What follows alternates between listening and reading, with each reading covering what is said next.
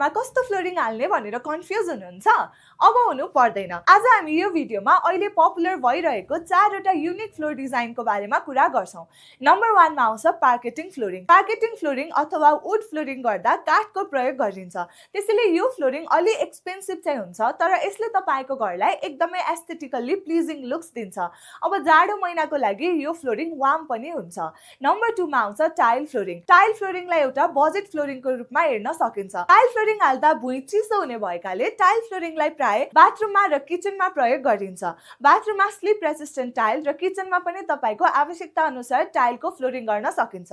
Number 3 मा आउँछ stone flowering. Stone flowering गर्दा ससाना स्टोन पेबल्सलाई इपोक्सी जस्तो एडेसिभमा मिसाएर फ्लोरिङ गर्न सकिन्छ। यो फ्लोरिङ हेर्दा युनिक देखिन्छ र अहिले त्यति मार्केटमा पपुलर चाहिँ छैन।